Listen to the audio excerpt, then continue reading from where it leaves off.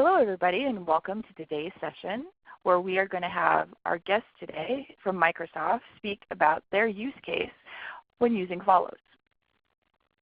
Today I have with us Itai Beck, co-founder and CEO with Folloze, and Crissy House, Senior Marcom Manager with Microsoft. And now I'd like to hand it off to Itai. Hi, Crissy. How are you? I'm well. Thank you for having me, Itai.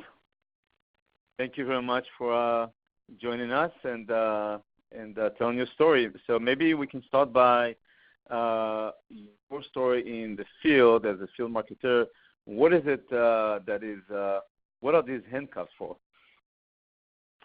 Yeah, so, it's a struggle for us in marketing where we land hundreds of campaigns at Microsoft, and we ask our sales teams to do a lot to help us promote, webcasts and events and to drive customers, to these national events that we hold. So there's really two ways how we went about handing off campaigns and demand gen to our field sellers. One way which we would basically take an OFT and kind of just throw it over the fence to them. And then they would need to look at, okay, what is the best way for me to pull a target list of all my contacts in my patch? How would I, do my mail merge and send it out to my customers?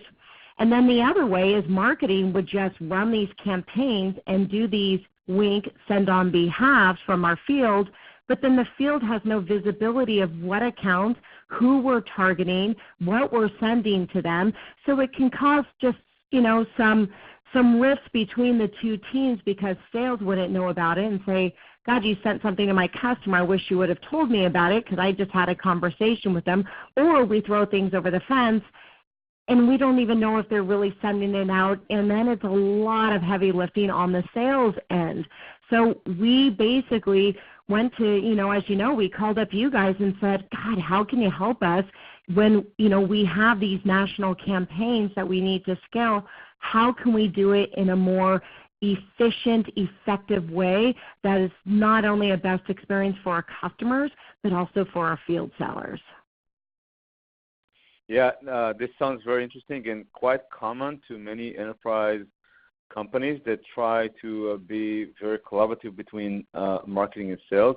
And the way that we see the opportunity for our customers and Microsoft and others now is to take an ABM approach to that, which means that no longer it's one or the other, either marketing on their own or sales on their own, but rather it's a joint workflow that starts by marketing, goes through sales. They can review and approve every contact of every campaign, and then send it over and get the insights immediately in their own dashboard and have marketing see the overall performance of every one of those campaigns. By doing that in a way that is very agile and simple to build and launch, you can get as targeted as you can down to very specific, small, granular cohorts, audiences, down to specific accounts, which means that the operation becomes far more specific and customized and personalized, and therefore the results would be following in much higher performance overall. So that is kind of the idea. And maybe Crissy, as the next step, you may want to go and describe how the flow works specifically in your region or in your organization. Yeah, absolutely. So, once Microsoft partnered with Folloze, we took the scenario that I explained earlier, and now what we can do, which is fantastic, is field marketing can create a campaign. So what we do is we create a Folloze board, whatever topic that we would like to cover. So it has relevant content. It has, a call to action. Everything is just put together so the marketer takes the burden off of the field where we upload our target list, we create all the content, we make sure everything's privacy approved. And once we create it, we send it to our field. So what they do is they go into the campaign, they receive a notice, and they click on, yes, I have a campaign to approve. All that they need to do is to review their contacts. They can add, they can remove. That takes that issue away on, God, you reached a contact that I was already having a conversation with and this isn't relevant, where they have full control over who gets it. So once they create, approve their campaign, they click send. It is sent from their Outlook, so they have a document that's in their sent folder, and it goes out to the customers where, here it's auto personalized. So when I create it and the seller sends it, it's not my information that's going to be on the board. It's going to be the seller. So it's targeted to that particular contact. It is from the seller, so all their contact information is there. And what the beauty of this is not only do the seller receive all those analytics, meaning, hey, you had this contact that just downloaded this white paper or viewed this webcast, we also in marketing get those real-time analytics, which is super helpful for us to look at, hey, if you do nothing less, like here are the top contacts that you really need to follow up on, and that will turn into opportunities. So they're prioritizing who that they should reach out to first to create those opportunities and have a more meaningful conversation with their customers. So really, this is the journey to success versus just sending things over the fence and not having those analytics. This provides us everything that we need. We take the heavy lifting off of the field. The field has full control over who gets what. We both see the analytics that we can provide some great insight so the field can prioritize who to reach out to, and it converts to opportunities. What more can you ask for? Fantastic. And maybe you want to tell us a little bit about this example. Yeah, sure. So as I mentioned before with the auto personalization, the contact up in the upper right-hand corner, that's the contact of the seller. So if the field marketer creates the board, again, it's the contact information of the seller is what we want. Also, the content on the bottom is relevant. We make sure in marketing that it is current, it's relevant. We make sure the call to action is the next logical step within that customer journey, and it takes us minutes, not days, to spin this up. In the past, we would have to create 3 different teams within Microsoft to create all this content, to put it together. Here, we can build a board, upload the contact list, and send a campaign in days and not months like it used to take with several different people. I can do it on my own, which is fantastic.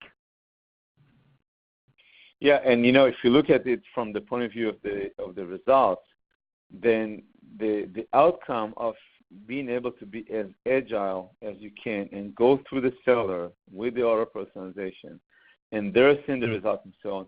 Every KPI along the journey of that campaign or campaigns like that are multipliers. And where you can see here, this is an example of one of the earlier A/B tests the test that we did on those kind of campaigns. And we just compared standard campaigns going from one of the mass marketing systems, in that case over the heads of sales, versus this workflow. And we're seeing the open rate is much higher, the click-through is much higher, and eventually the page conversion is much higher. So the overall result of that, if you think about it, it's like 16 times higher or so. And every campaign or every organization, company would see a little bit of difference in that, but this is a very common outcome that is pretty reasonable based on all we talked about, which is the workflow that creates having marketing control, the targeting. They know who should get what and when, and then use the right messaging and content in that. And having sales still be able to give their control and their final say, so they make sure that it doesn't go to places where the data maybe was not accurate enough, and they may have a different conversation. Having all that working together, and this is kind of the outcome you're getting. And you think about what kind of use cases can that work for, and the answer is actually everything. And I want to mention like upsell and cross-sell campaign. That happens a lot. Every company with named accounts, you have a lot of existing customers or customers which are in pilot. You always want to upsell and cross-sell on them. So being able to serve the salespeople with ongoing communication that is relevant to the situation, like marketing can tell what accounts are currently right for an upsell because of the data they have from all the systems. Sales, in turn, would need to go and research every one of those accounts. Marketing have the data. So field upsell and cross-sell is a fantastic use case. Account coverage. Many times, sellers have something like 50 to 100 accounts under their name, and at any point in time, they can probably have a meaningful conversation with 5 to 7, maybe 10. What about the other 90? And if you adopt the cadence of a monthly touch point, instead of the newsletter that comes from marketing, but rather communication that is valuable and coming from the seller that you know, over time what happens with that is that the buyers learn to trust the sellers as value carriers, and not only as sellers, and they provide this kind of a digital forensics, if you like, to the sellers to see what they're interested in and when, and therefore the focus of the salespeople can be very, very specific to where they see interest. Therefore, they can discover ahead of time interest in their accounts and be able to respond to that far before these people go on their own journey to search for online and learn and whatnot. And by the time they become leads, it's too late. So account coverage is a very important use case. Events, companies like Microsoft and other companies use in-person events all the time in order to create more and more networking opportunities and to build more conversation openers and driving contacts to event if it's coming from the sellers, but also driving conversations out of those events. If it's coming from the actual sellers that you know, it's far more effective. We have seen cases where you can double the number of attendants in an event and definitely have way more outcome after the event. And kind of the last one is if you think about leads that are coming in. Another kind of a pretty common use case that we hear a lot is that given, let's say, any 1,000 leads coming in, you in many cases don't have them opted in to marketing communication. The only way you can follow up with them is to provide to your contact center to call them. And it's pretty hard to get people on the phone these days. So you can get to 5, 10% maybe of the people to pick up the phone. What about the rest? Now, out of the other 90 or 70 or 80% of the other leads, the sellers may have many of them as existing business relationships. And if it's not these leads, there could be contacts in those accounts. So what you can do is, let's say you take in a batch of 1,000 leads, you enrich the data with other contacts of the same account, and then you create that motion that we have described earlier through the sellers, and that's why you're telling the sellers, hey, you have people from these accounts looking at whatever topic. Here is the communication with the content ready to go, and send it out. And that's a far more effective way on how to go about incoming leads, and therefore you can end up with saving a lot of the waste that is happening in the funnel process, providing leads to sales. And many times sales don't have the time nor the contacts, and there's a lot of friction in that process. And the contact centers that call these people cannot cover most of them. So with that process that I just mentioned, you can reduce a lot of the 70% or 80% or whatever is your level of waste. So combine that with the higher conversion that we talked about earlier, you can imagine how far you can go way more efficient and effective as an organization that's working together between marketing and sales to get the outcomes of pipeline that you really need, and still without adding more resources, actually with reducing the amount of resources that you need in order to operate this entire process. And then maybe, Crissy, kind of almost to summarize, where are you going with it? Yeah, no. So we are just right at the tail end of Q4, but we landed some really targeted campaigns to help drive velocity within opportunities and also spin up net new pipeline for Q1. So we really got a jump start on Q1 because, as you know, when you're marketing, you have to build it out 2-3 months in advance of that quarter or that month to ensure that you have enough pipeline for the future months, quarters. And again, it's all about pipeline. So we're here to generate pipeline, to obviously get net new contacts, to drive velocity within opportunities.